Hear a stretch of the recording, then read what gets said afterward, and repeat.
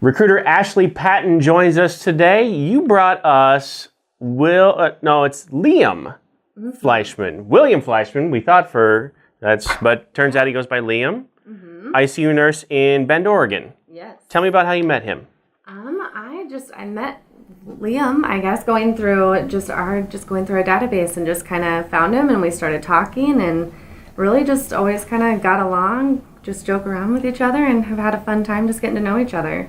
He seems like a really kind of happy-go-lucky kind of dude. He really is. He's just so much fun. He likes to be outdoors, just has fun, gets to know people, and just really enjoys traveling around and doing his thing. I have a feeling he'll be with us for quite some time. I sure hope so. We joke about it all the time. He's like, if you can't get this figured out, I'm going to leave you. I'm like, oh, no, you never will. That's a bargaining chip for him, obviously. So, awesome. Well, thank you so much for bringing Liam to us. Yeah. And Liam, welcome to the Atlas Life.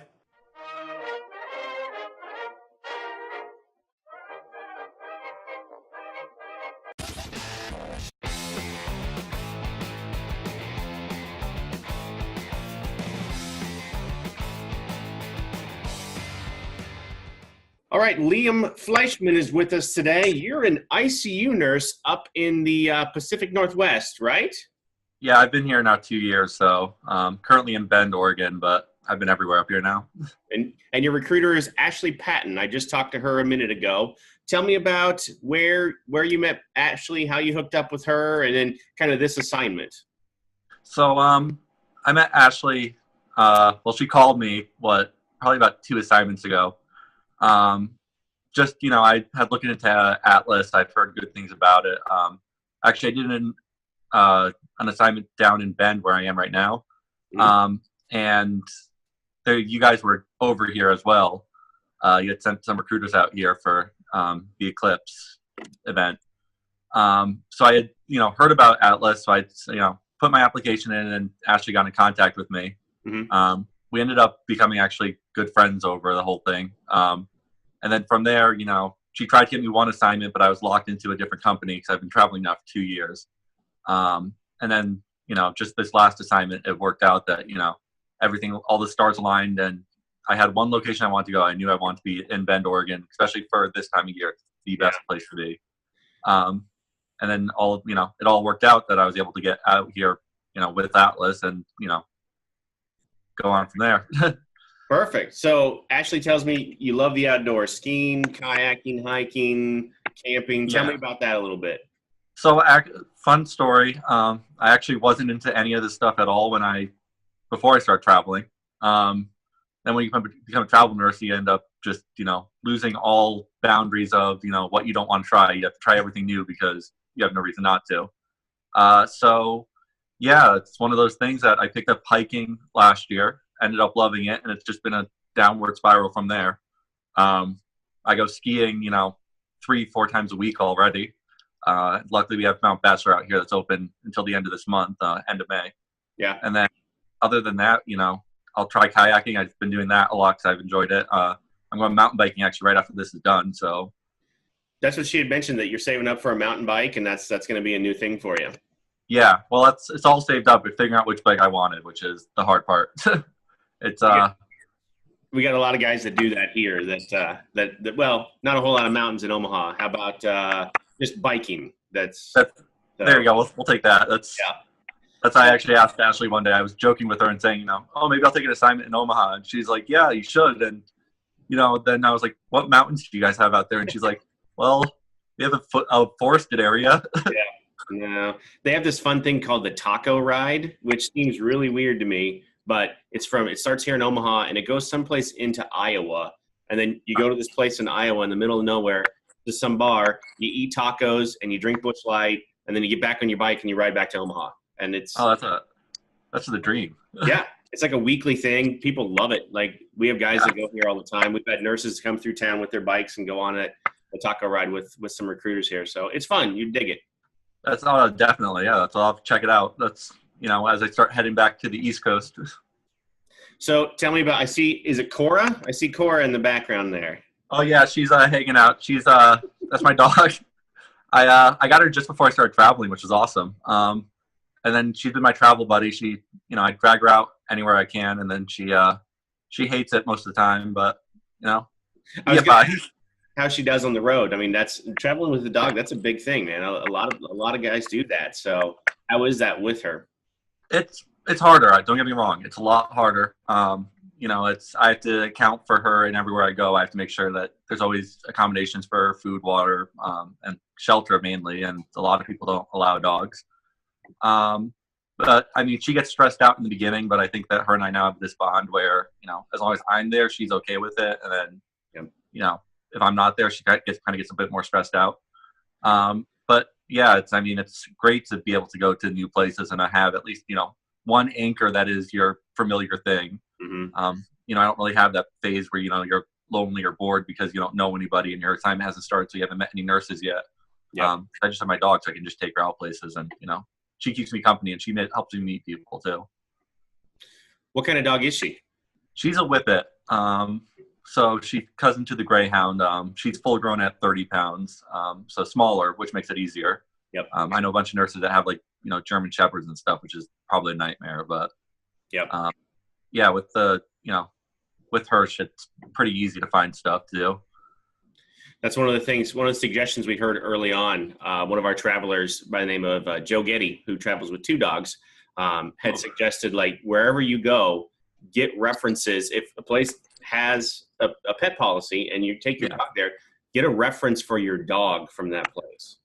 Oh yeah, 100%. That's great. And then, outside of that, I have her crate trained, which is a lot of people find reassuring because it means that when I'm not home, I'm going to have her in the crate.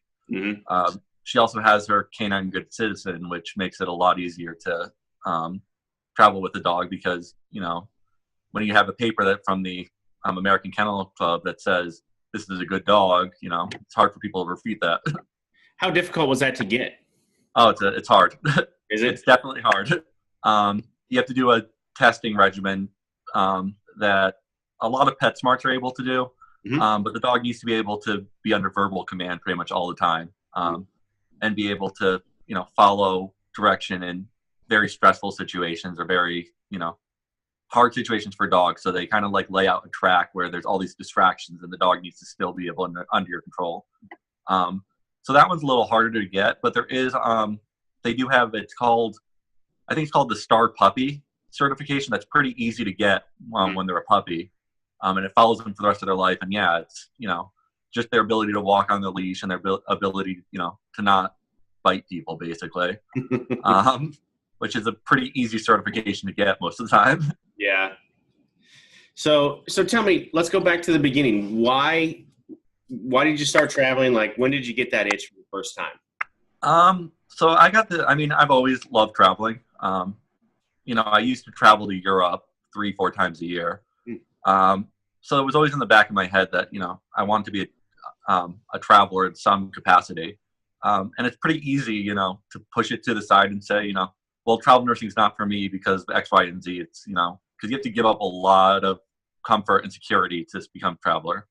You end up getting these great experiences from it, but you give up a ton of, just you give up your home unit. You give up a lot of your, your stable friends, and you're saying, well, I'm going to go, to the other side of the country. Because I went all in on this. I went from Florida straight to Washington. Yeah. For my first assignment. So I had never even been to the West Coast. I had never been past. Actually, I think New Orleans was the farthest west I had been. So Wow. Yeah. So this was a whole new deal for me.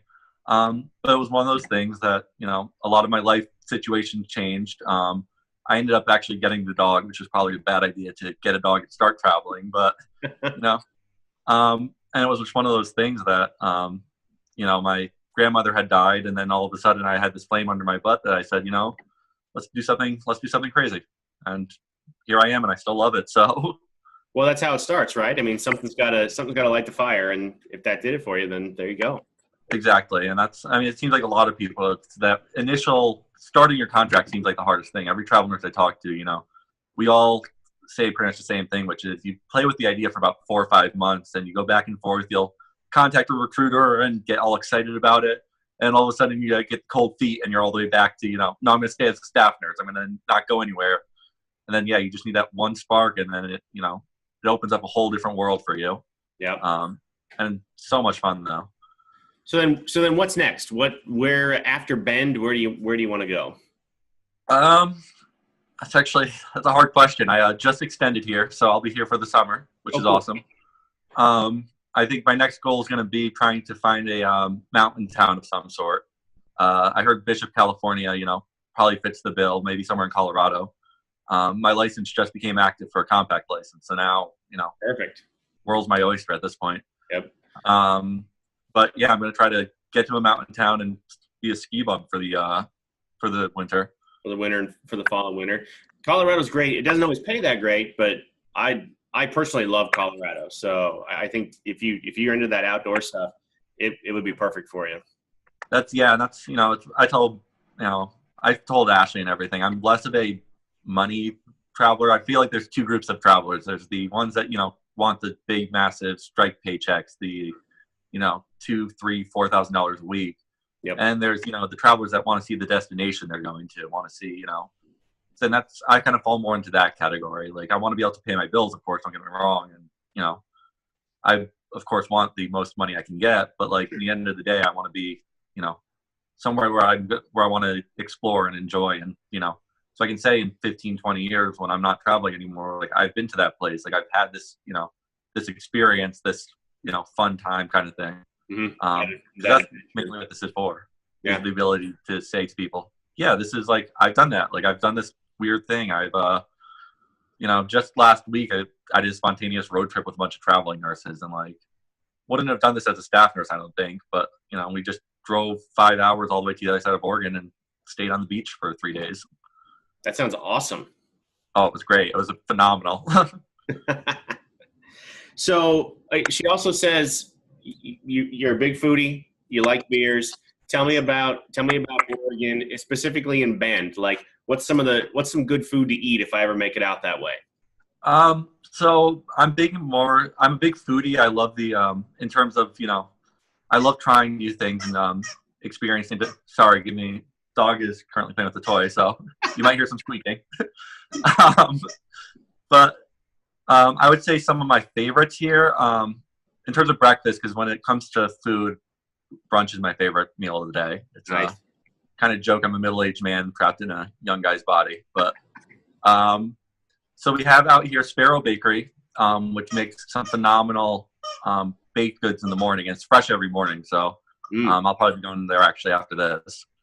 Then we have the Victoria Cafe, which is great in the morning. However, issue is probably about 10 or 11 o'clock you get a line every day. So Chow is another great place out here. Again, breakfast. If you're looking for something for dinner, Wild Rose is always my go-to. It's a Thai place, but it's probably the best Thai food in Bend. And it's actually above average across the board. And I've been to a lot of Thai places. So, but then, then if I'm going out at night, I'm going to go get beer. And there's a lot of breweries in Bend. I mean, it's kind of a beer town. There's actually a trail that you can take, and at the end of it, there's 16 breweries. And if you hit all of them, you get a mug, you get a fridge magnet with a bottle opener, and you get bragging rights. So I don't know how I don't come and do that right now. Like, that sounds awesome. Oh, it's phenomenal. We just did it 2 weeks ago. We just got a group of us. We started around 11 o'clock in the morning, and we just walked the trail. It's about 4 miles of nothing but breweries, and we just stopped at each one and got our stamps and drank and had fun. Nice. What was the best brewery out of all of them? So there's 2 breweries right now that are battling for my heart. One of them is called the Ale Apothecary, and I love it. But the issue is you're looking at they actually don't even call it like craft beer. It's more like an artisan beer, where they take 2.5 years to make every batch, and they only do small batches. Oh my so their beers are always like a lot of fun. The bottles are kind of expensive. I think it's about $30 like per bottle, but you're getting like this phenomenal beer, and it's very like unique in its flavor. And because it's a small batch, they can do like very weird combinations. But then there's Boneyard Brewing, which is opening up they're opening up their gastropub actually this month. We're all excited for it. They have a beer called RPM, which is an IPA, and it's probably the best IPA I've had across the board. It's phenomenal. Nice. So if you're ever like in this area, it's starting to branch out. I've seen it as far west as Portland, and I've seen it up to Spokane, Washington. If you're gonna do, if you ever see that beer, Boneyard, it's phenomenal. Boneyard. All right, I'm writing it down. Boneyard. Who knows? Maybe I'll send Ashley a 6-pack. We'll send you a couple beers from Omaha here too, so you can. Yeah, we'll get a trade going maybe. Yeah. Well, I mean, you can tell I'm wearing. So I got this when I went to the to Alaska Brewing Company in Alaska last year. Awesome. Anytime we go, if you ever get a chance to go to Alaska, man, it's pretty phenomenal. I've missed out this year because of this assignment. Actually, my friends went as this assignment was starting, and I had to choose between Bend, Oregon, or a week in Alaska, and I feel like I made the right choice. But it was one of those things that you saw the pictures and you're just like, oh shoot, like I could have been in Alaska for the week. Yeah. Next time, if you get a chance, do yourself a favor and go see it. Like, I didn't think I would. Like, mountains are mountains. Absolutely not. Like, it's it is. It's majestic, like you wouldn't believe. So. Oh yeah, that's definitely. I'm repping my shirt. I got the Tampa Bay Lightning going. I saw that. Yeah, we just got to the Eastern Conference Finals, so got to celebrate today. Drink a bit. Our client manager for Health Trust, Ashley Gross, lives down in Tampa. Huge Lightning's fan. That's consumed his life lately. Oh yeah, that's what I did. I lived in Tampa and I was never a hockey fan, and then Tampa's a hockey city. Weird fact about it, but huge hockey city, and all of a sudden I'm going to all the games and I'm repping the gear and I know the players and stuff. It's what Tampa does to you. Yeah, absolutely. All right, Liam, thank you so much. I really appreciate you being with us today. Like I said, if you ever get a chance to come through Omaha, we'd love to have you here. In the meantime, we'll see you out on the road. Okay, thank you. Bye. See ya.